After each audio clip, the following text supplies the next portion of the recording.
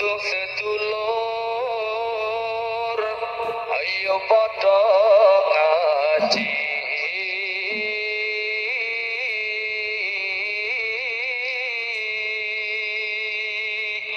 Assalamualaikum warahmatullahi wabarakatuh.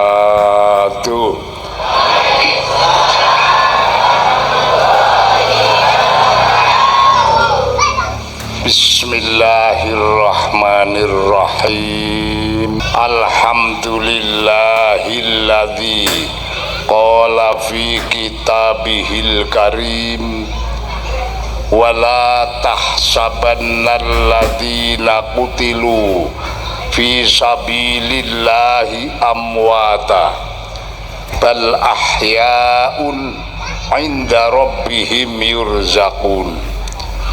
Wassalatu wassalamu ala sayyidina Muhammadin sallallahu alaihi wasallam al-qail ittabi'ul ulama'a fa innahum surujud dunya wa masabihul akhirah wa ala alihi wa ashabihi ajma'in la haula wala quwwata illa billahil aliyyil azim.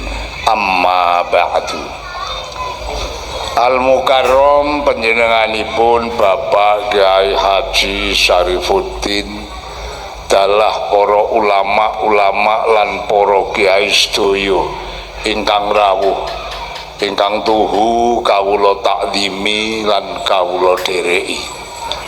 Wonten ngarsanipun para pinispuh lan para sesepuh, langkung-langkung saking bapak-bapak pejabat pemerintah kang sanget-sanget kawula hormati, mboten kasupen dhateng bapak-bapak pengurus Jam'iyah Nahdlatul Ulama cabang Kabupaten Kulon Progo ingkang sanget-sanget kita dambaaken sumrambah dateng hadirin wal hadirat jamaah pengajian ingkang mugia sedaya diberkahi lan dirahmati dening Allah, dipun paringana kesehatan lahir lan batin, dipun paringana umur panjang ingkang barokah, dipun paringana kejembaran rezeki ingkang halal barokah, putra wayah dados solare ingkang solih solihah,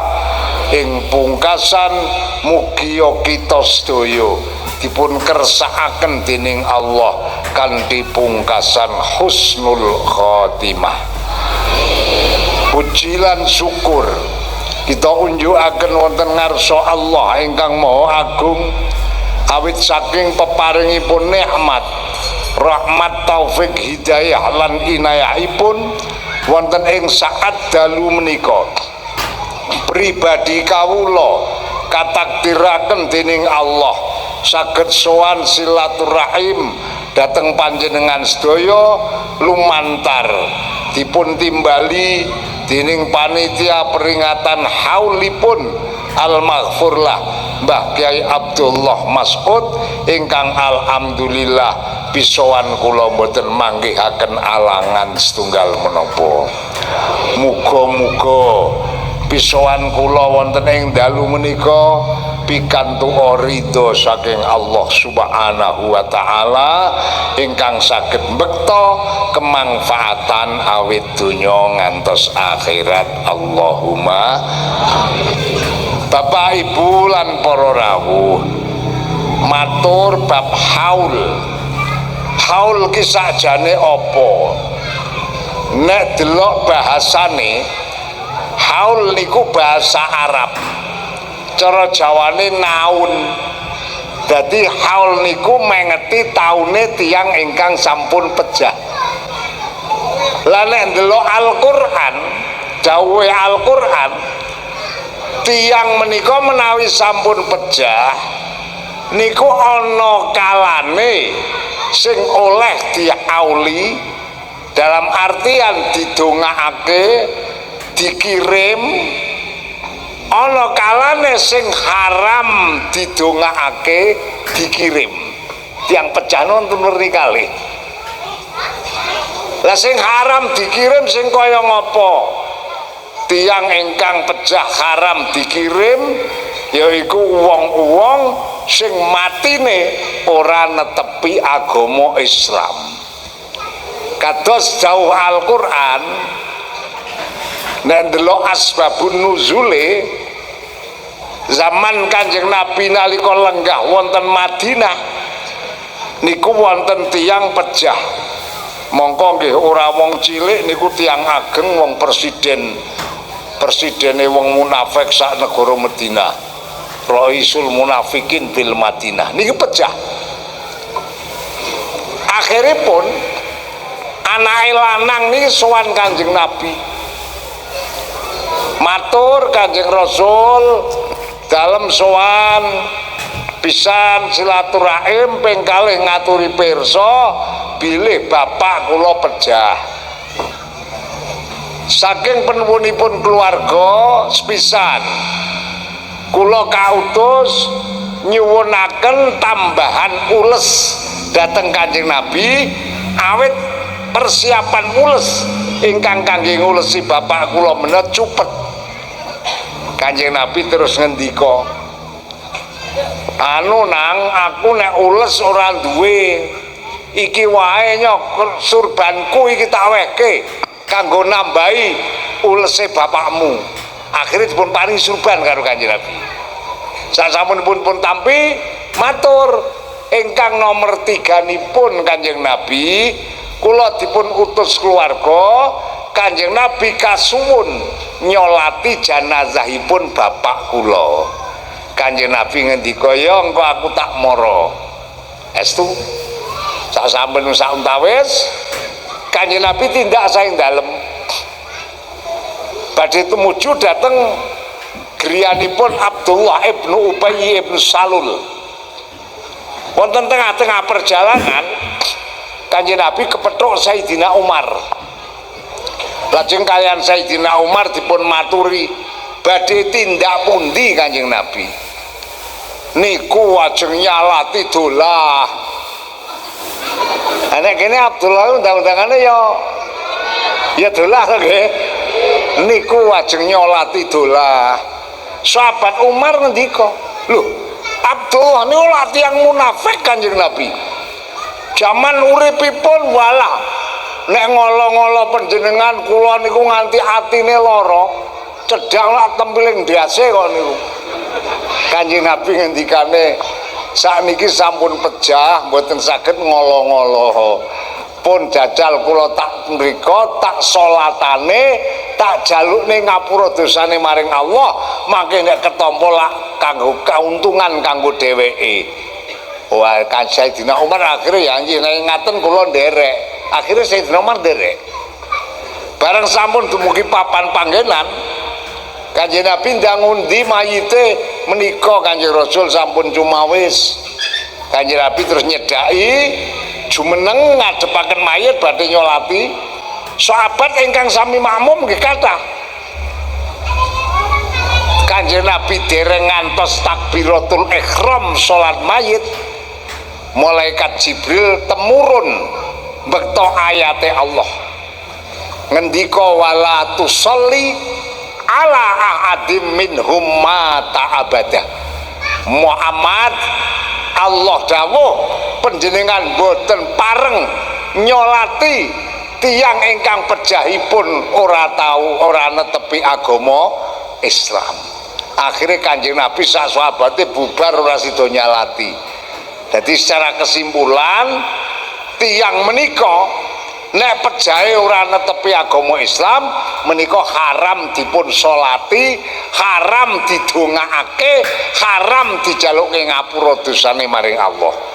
Jadi kok sampean upamane duwe wong tuwa ning ora tau ngibadah mati niku panjenengan mboten pikantuk kok ngupakara cara Islam ndongake nyalati mboten pikantuk. Jangankan meng pangkate kula panjenengan Nabi Ibrahim niki nabine Allah, kekasih Allah.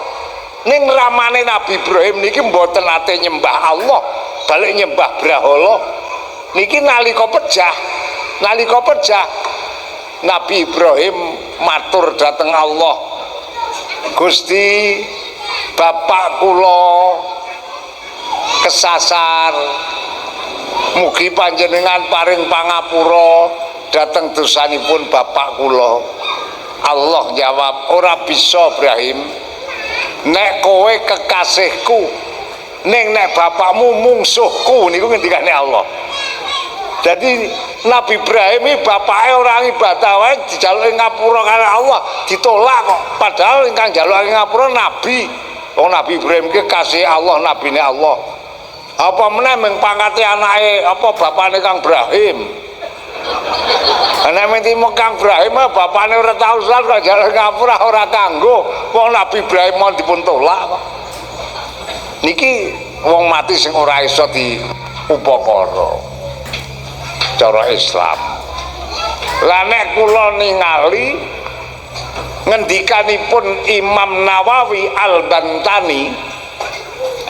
Imam Nawawi Al-Bantani menika ulama aslinipun tiyang Indonesia. Namung dados ulama wonten Mekah. Ngantos sedonipun nggih wonten Mekah dipun makomaken wonten ing Maklah. Ngantos sapriki tasih sareanipun. Wong nalika pemerintah badhe ngawontenaken pelebaran jalan menika sareanipun Imam Nawawi gegusur dilah didoseri ora tau kena. Anggeran doser kuburan niku dosere mati. Akhirnya dilingkari. Mun nate mirsani, Bu. Mun nate mirsani. Tenggene Maklah, ngertos Maklah napa mboten? Alah kula wates. Ya.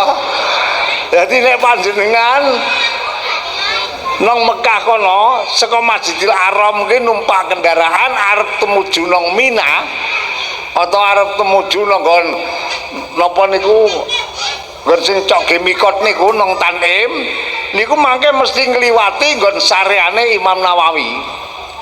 Lah Imam Nawawi niku paring pangendikan ngaten, wong Islam iku ana 3 tingkatan. Jadi Islam ku ana tingkat 3. Tingkat sing pertama niku wong Islam niku arane Islam kamil, Islame sampurna. Sapa kaya Islame para sahabat, Islame para ulama-ulama sepuh niki Islame sampurna.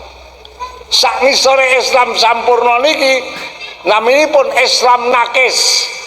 Islam nakis niku Islame rada suda. Contone ora saado-ado kula niki termasuk Islame nakis. Sampeyan kok geguyu tenan lho Kang. Ki mesti ana panjenengan lak kiai, iya kabare pancen kiai. Ning kula niki tak arani Islam kula nakis. Ha kok ngoten? Sebabe ngeten. Kula niki ya wong Islam, ya kabare kiai. Poso ya ajeg. Salat yo ajeg ora tau ninggal Kang. Ning kok iso nakis? Senajan kula niki salate ajeg, ning kula niku saben dina ling glendreng yo ajeg. Kula sing salate ajeg ning glendreng ajeg iki sapa? Ya. Jadi wong Islam niku nek salate ajeg, maksiate kok ajeg, niku Islame nakis. Ayo, sing ora trima nuntut to. Niku sing nomor 2. Lah terus sing kelas nomor 3, Imam Nawawi dawuh, ana wong Islam kuwi Islame Islam murtad. Murtad niku maknane balik. Jadi wamune cok salat, dur pandang ana kerepotan sithik leren le salat niku namine murtad. Ana gawean rada akeh ora salat, ana ora ya Kang? Aja omong-omong. Iki murtad. Bu. Duwe gawe memantu. Dayuhe akeh. Nganteni le teko jam 12 le ampung acara jam 3. Luhuran apa ora?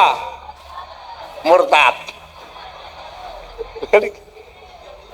Niku murtad niku contohnya kaya ngoten. Dadi murtad niku ninggal kewajiban. Nek cara wong ahli kirata maknane murtad niku mboten balik. Wong ahli kirata maknane murtad ki umure bantat. Ngertos bantat? Bantat ki curake ban motor ki lho, Kang. Dituthuk mendal, dicokot alot, digodhog ora iso empuk. Ban motor ki sane ajur kapake. Dobong. Wong murtad ki ya kok ngono kuwi. Ya. Niku cara Imam Nawawi. Lah Imam Nawawi menika paring pangendikan wong murtad iki nek mati terus priye? Iso dipokoro cara Islam apa ora? Niki pertanyaanipun. Imam Nawawi paring jawaban nek wong murtad mati iki didelok penyebab murtadi. Sebab penyebab murtad ki ana loro, Kang, nek cara Imam Nawawi. Apa? Ingkang sepisan, wong ki murtad mergo keset. Le murtad niku mergo napa? Keset. Contone upamane ana wong Kang napa njombok salat. Lah aku ki ya wis ngerti nek salat ki wajib. Aku ya wong Islam ning mbuh kapan aku larek lekas salat. Dadi niku namine lek ora salat niku mergo keset. Njur sing nomor loro ana murtad niku mergo angas. Ha contone yo Kang mbok salat dalah salat-salat tai ngasu. Aku tak rewangi salat artu TV ra tayeng. Nek ngono kowe nantang karo neraka, ben kabeh-kabeh mlebu neraka apa mlebu swarga. Aku tak manggon neraka, nek kabeh nang swarga ndak nerakane lega. Wah, niki naminipun murtadi angas. Nek murtade niki merga keset, niki nek mati tasih angsal dipun suceni, angsal dipun ulesi, angsal dipun sholati, angsal ditahlilke, oleh dikirim. Niki nek murtade merga napa? Keset. Nek murtade niki mau merga angas, niki haram didusi, haram diulesi, haram disolati, haram dikubur jejer wong-wong Islam. Iku menurut Imam Nawawi. Atur pripun? Imam Nawawi berpendapat nek murtadi mergo angas kok mati pakake kirik muni ngono. Wah, Masya Allah. Nek kula ora wani lho, Kang. Estu nek kula ora wani. Senajan murtadi angas kok aja pakake kirik amsake wong-wong. Nek cara basa likun piye? Aja pakake kirik ya nek ana blumbang ombo. Sing lelene dombo akeh kuwi cemplungke kono, idep-idep ge nglemokke. Ngono lho Kang ya. Niki nek murtade mergo angas. Lah mula monggo. Wonten ing dalu menika kula panjenengan nderek hormat haulipun al-maghfur lah Mbah Kyai Abdullah Mas'ud. Kula gadah keyakinan menurut ngendikane Allah nang Al-Qur'an, kowe kabeh aja padha duwe penyono nek wong-wong sing padha ngurip-urip agamane Allah ku mati. Dados nek cara Al-Qur'an Mbah Kyai Abdullah Mas'ud niki mboten pejah kok, Kang. Bal ahyaun inda rabbihim yurzakun. Mbah Kyai Mas'ud ki nang ngersane Allah dadi wong sugih. Ayo, sing ora ngandel takon nusul. Mbah Mas'ud niki nang alam kubure sugih lho yu. Ah, sing ora ngandel takon nusul. Mangke nek sampean nang kono kepethuk Mbah Mas'ud kok ora sugih, sampean bali melehke aku. Lho niki ngendikanipun Al-Qur'an. Dadi para ulama-ulama menika nek cara lahire seda, ning hakikate mboten seda. Bal ahyaun inda rabbihim yurzakun niku ngendikanipun Allah nang Al-Qur'an. Mila kula panjenengan dalu menika nderek hormat haule Mbah Kyai Mas'ud kula gadah keyakinan duwe husnudzon karo Allah nek kula panjenengan insyaallah bakal diaku dadi santrine Mbah Kiai Mas'ud. Sing mengko nang akhirat kula sampean kabeh arep dikumpulke karo para ulama-ulama. Awit napa Kanjeng Nabi dawuh ittabiul ulama, kowe kabeh do ndereka karo para ulama.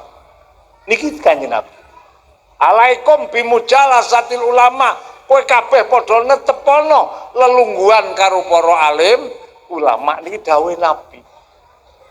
Dados senajan Mbah Mas'ud nekasaranipun sedo cara lahire ning hakikate mboten sedo. Dados panjenengan rawuh ngaten niki nyatakake remen panjenengan dateng ulama. Man ahabba aliman faqad ahabbani waman ahabbani faqad ahabballah. Sapa wong sing seneng maring ulama, wong iku berarti seneng marang ingsun Kanjeng Nabi. Sapa wong sing seneng marang ingsun Kanjeng Nabi, wong iki berarti seneng karo Allah. Sapa wong seneng maring Allah, kana maq'adahu fil jannah, dheweke karo Allah tetep arep dipapakake, dipanggonake nang swargane Gusti Allah. Secara kesimpulan panjenengan padha rawuh dalu niki nderek hormat khole Mbah Kiai Mas'ud, panjenengan iku berarti mendaftarkan diri dadi wong ahli swarga. Allahumma akok ngoten. Kula tau buka kitab Shahihul Bukhari. Zaman semanten ana wong sowan Kanjeng Nabi niku tiyang Arabi. Sowan Kanjeng Nabi matur, Kanjeng Nabi napa lek kiamat niku njing kapan? Ujug-ujug takon lek kiamat niku njing kapan? Kanjeng Nabi ndangu, "Apa kok takon-takon kiamat ki sedhe sangu pira to, Kang?" Kula menika mila matur kiamat benjang napa keranten dereng gadah sangu Kanjeng Nabi.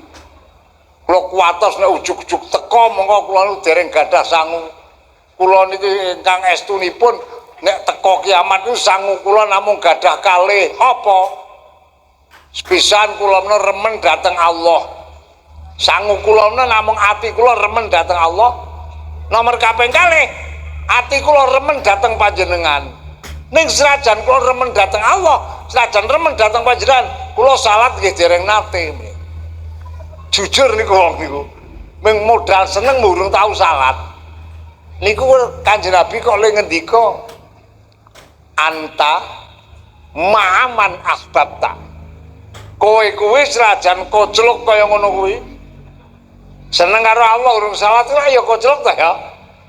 Ning kowe iki besok nang akhirat tetep dikumpulke karo sing kok senengi nang alam donya. Kowe krana seneng karo aku, sok kowe kumpul karo aku dul mengal ngoten. Masya Allah.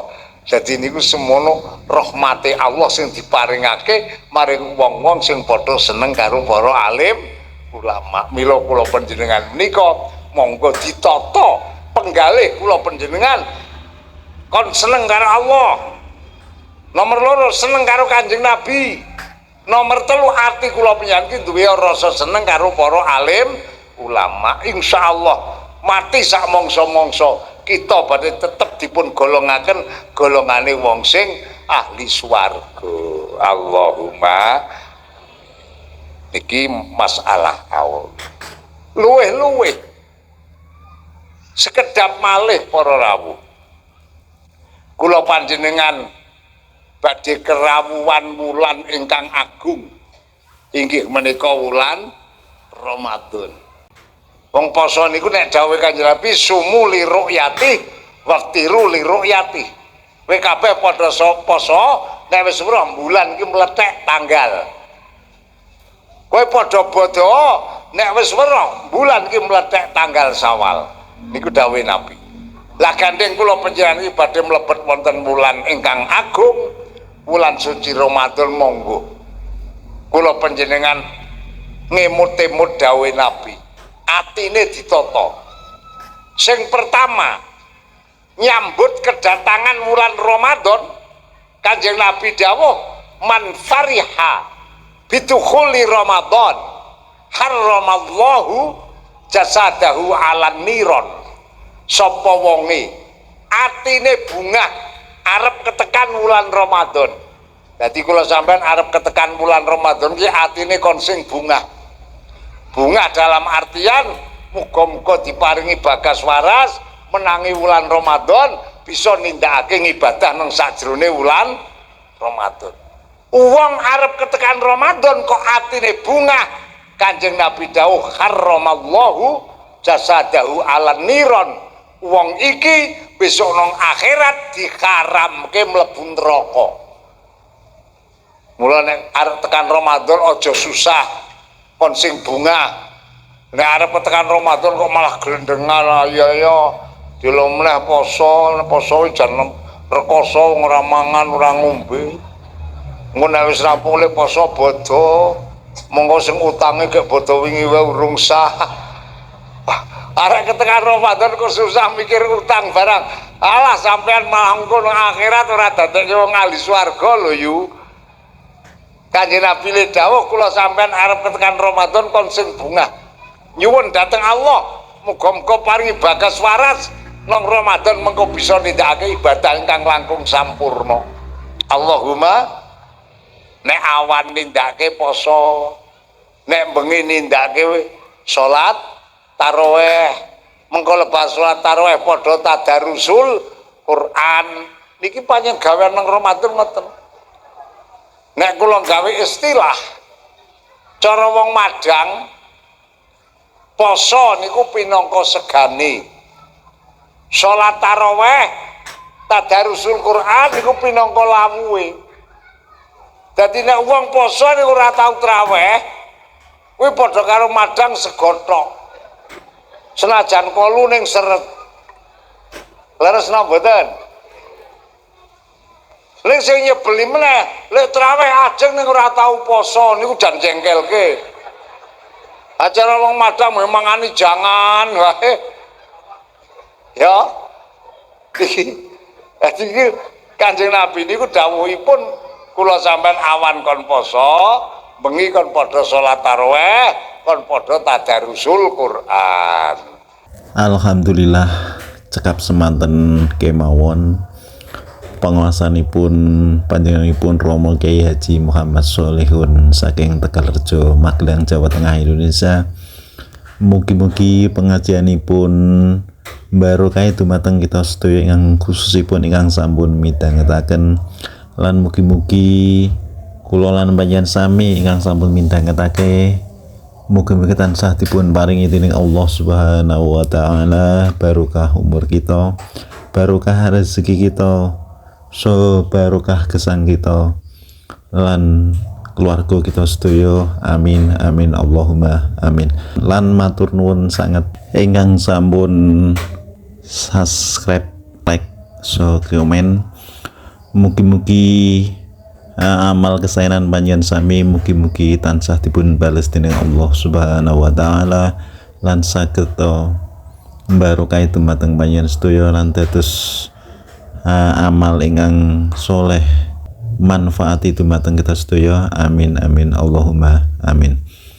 Cukup semanten akhirul kalam wabillahi taufiq wal hidayah. Assalamualaikum warahmatullahi wabarakatuh.